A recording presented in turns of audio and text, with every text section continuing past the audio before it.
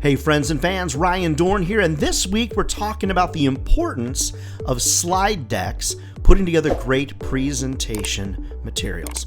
Now, I'm one of those people, I absorb all kinds of content as it relates to sales training. So I attend webinars and read all the books that are out there, good and bad. Attend all the webinars, good and bad. Get all the newsletters, good and bad. Listen and try to absorb a lot of information. And I can tell you there is one universal truth in the sales business, and that is great sales materials. They are priceless, friends. Now, I recently was working with one of my coaching clients, and I coach 75 to 80 salespeople a month, and it's a lot of fun. But one of my reps, they had 75 slides in one of their slide decks. They said, "Now, do you think that's too many?" 75 slides. They said, "Well, I'm going to go through them really quickly." I said, "Well, just think about what you're saying to me. 75 slides that you're going to roll through quickly. I mean, that's 75 slides. That's in a 60-minute meeting. That's more than 2 slides a minute. I mean, you're really going to be hauling through that slide deck." So people ask me all the time, "Ryan, how important is a slide deck?" Well, I don't know if it's as much about a slide deck or a keynote or whatever the circumstance is, as it is about having great sales materials that are directly related to the people that you're talking to. See, I'm one of those people, I fall back on good old Zig Ziglar strategies where I like to draw things out on paper when I'm in front of people. I like to reference materials. I mean, I think that's great. I'm not a big fan of the sales strategies out there that are like, I show up with nothing because I want to have a conversation with the person. Well, good for you. You do you, and if that works, that's awesome. I've been doing this 30 years, and I always show up with something. I really feel like it's expected for you to show up with things. Now, let's dig in a little bit on the slide decks and what I'd like to see in them. I'm a big fan. I know a lot of you aren't. I'm going to get some comments down below. I'm a big fan of logo soup. And what I mean by that is I love to start all presentations with success stories. I like to put up the logos of the companies that we're working with, the advertisers that I've already sold to, the sponsors of events, because I want people to feel like they are the only ones that aren't working with me. All right, now, the next thing that most of you do is about us, a history of the company.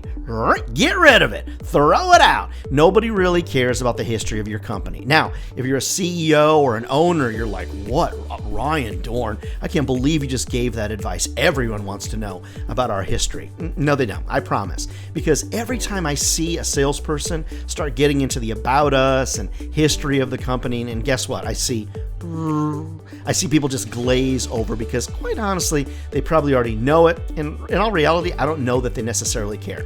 "Well, Ryan, it's a part of our story." Okay, well, good for you. It's a part of your story. Maybe it's a story you can tell later on at the bar with a cocktail in your hand or something like that. But on most sales call, most people don't necessarily care.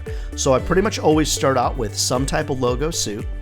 Then I talk about the agenda that we're going to work through that day, ask them if they agree upon that agenda, and then I'm going to get into a lot more success stories. Now, if you know me, my slide decks are dripping with success stories. So if I'm showing an option for a piece of software that I'm selling, I'm going to give a success story on a client that uses it and how much they love it.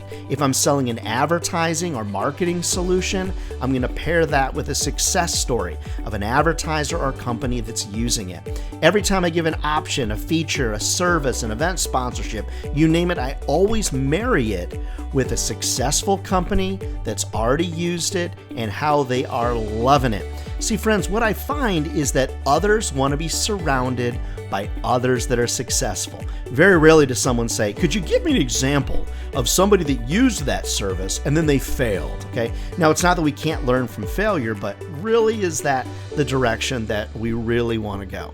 All right, so after I talk about features, advantages, benefits, marry those up with success stories, then in my slide deck, I've got my sales follow-up procedure really laid out step by step. See, one of the hardest parts of the sales process, at least in my opinion, is the follow-up stage. Like, you go with ideas ready to go, you present some recommendations, and then there's really not a solid follow-up plan that's laid out. So I love as a part of all of my slide decks to lay out what I would propose as the follow-up plan. Now you might say, follow-up plan? Well, what if they say yes right on the spot? Okay, most don't, but if they do, then skip the slide, okay? Go on to another slide about getting started. That's fine. But what I find is the majority of the time, people are like, you know what, I like this. I really need to think about it. No problem. Let's set a follow-up plan in place. So, to bring this conversation to a conclusion, I love slide decks. I love videos. We've talked about that. I love testimonials. I love success stories. I just believe that most people learn most effectively through their eyes. And so anytime you can do a Zoom call, a Teams call, show visuals. Now, if you're doing Zoom and Teams, make sure you unshare your screen a lot. So I'm going to put up a slide deck and then I'm going to unshare my screen because I don't want people to get Zoom fatigue, or I don't want them to get Teams haze where they just start looking and they start staring and then they just get a haze in their eyes. And you're like, hello, are you still there? When I unshare the screen, then I ask them if they have any questions. I ask for follow-up. I try to dig a little bit deeper with them. So to wrap this up, I love slide decks, I love visuals, and I love presentation materials. Never forget, friends, if this job was easy, everybody would be doing it. And they're not. We're not crazy. I used to say that a lot. We're the crazy ones out there. We're not crazy. It's a great job, friends. It's going to feed your family for a lifetime. Love to come to your office. Love to come to your special event, to your national sales meeting, and get your team all pumped up. Reach out to me over at ryandohrn.com. All right, we'll see you next week.